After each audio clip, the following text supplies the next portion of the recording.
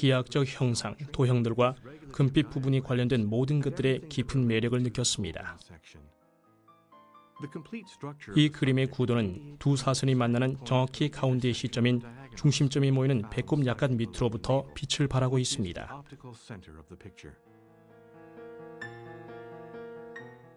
빵 광주리, 1926년. 바르셀로나의 마네킹, 1927년. 이 거대한 그림에서는 큐비즘의 대가들로부터 받은 영향이 뚜렷하게 보입니다. 이 그림의 젊은 여자 형상 라모네타 만셀바치는 매우 아름다운 여인으로 달리에게는 바르셀로나와 마드리드에서 본 마네킹과 그가 본 여인들을 연상시킵니다. 이 그림의 앞부분에 있는 발과 구두의 형상은 매우 정교하고 뚜렷하죠. 초현실주의 작가들의 그림에서 흔히 보이는 물고기 성별의 출현에 우리는 주목해야 합니다.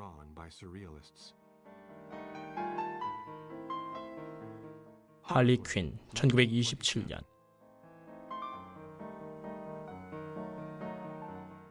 달빛 비춘 정물화, 1927년.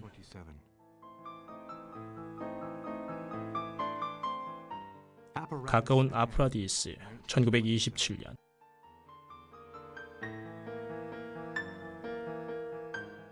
새, 1928년.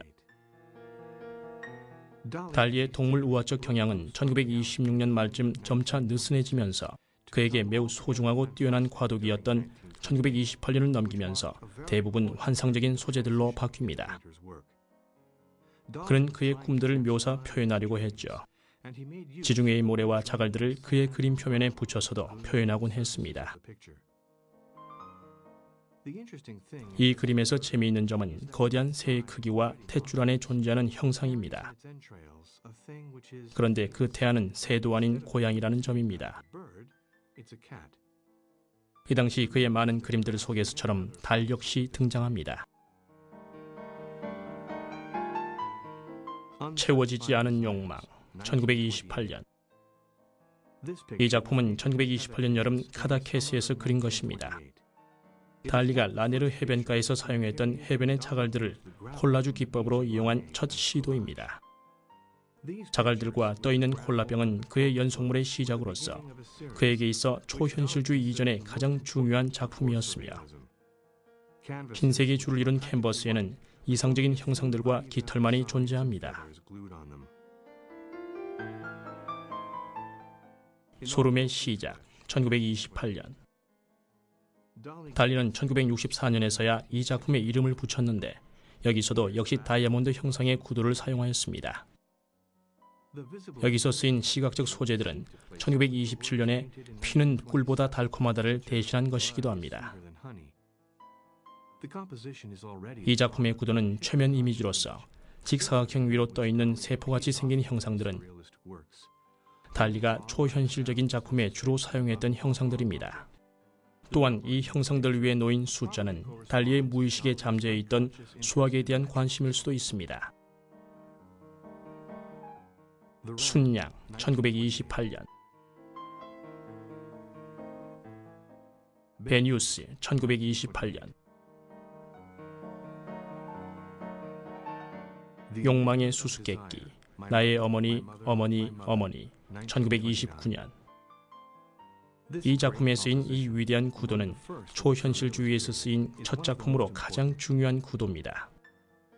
달리는 이 그림을 라구브리에스 게임을 끝내자마자 피게라스에서 그렸습니다. 그림을 연장시키는 바로크적 첨가도 있습니다. 우리는 키드 크루스 주변의 지질학적 바람으로 풍화된 바위 형상들을 짐작할 수 있으며 뛰어난 안토니오 가우디의 건축물과 함께 이해할 수 있습니다. 부가 제목인 나의 어머니 어머니 어머니는 트리스탄의 시였던 나의 어둠의 위대한 비애에서 영감을 받은 것입니다. 달리 자신은 이 그림을 그의 가장 중요한 10개의 그림 중 하나로 여겼습니다. 왼쪽 아래의 작은 그룹은 물고기, 메뚜기, 검, 사자머리를 통해 아버지를 상대하는 달리 자신을 묘사한 것입니다. 위대한 마스터베이터 1929년. 보이지 않는 남자 1929년.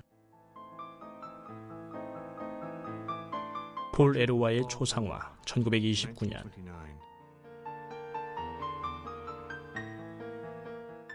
욕망의 숙소 1929년. 빛나는 쾌락 1929년. 어린 여인에게 있어서의 최고의 기념물 1929년. 주인의 신성 모독 1929년. 보이지 않는 잠자는 여자, 말, 사자 등 1930년. 이 작품은 초기의 이중 이미지를 실험하고 있기도 합니다. 이중 이미지는 오직 편집광적인 사고의 정도에 의해 제한된 다른 집착의 생각들이 세 번째, 네 번째 이미지로 몇몇 이미지가 동시에 발생할 때까지 존재하는 편집광적 과정을 계속하면서 연장하게 하는 것입니다.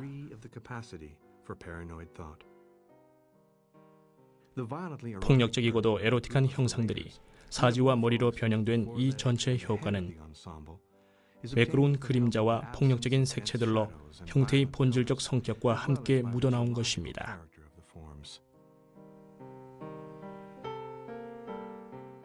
밤이 저갈 때의 그림자 1931년.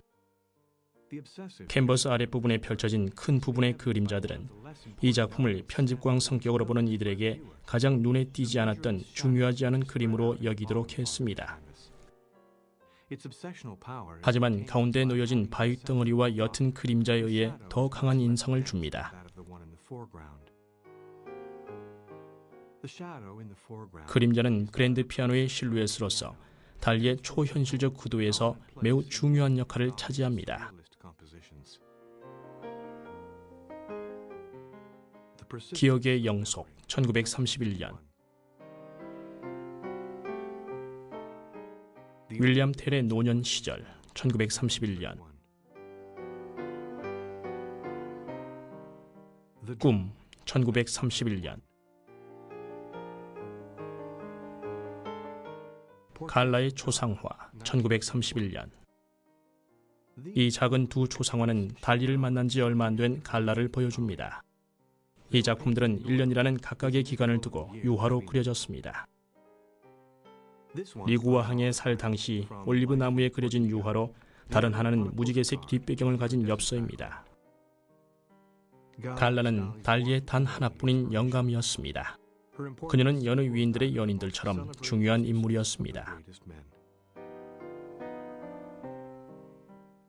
보통 훌륭함, 보이지 않는 하프 1932년.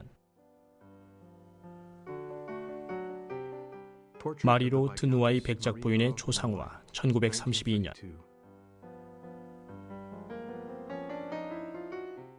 다이오넬 환상 1932년. 보이지 않는 인간 1932년. 어린 여인의 기억 1932년.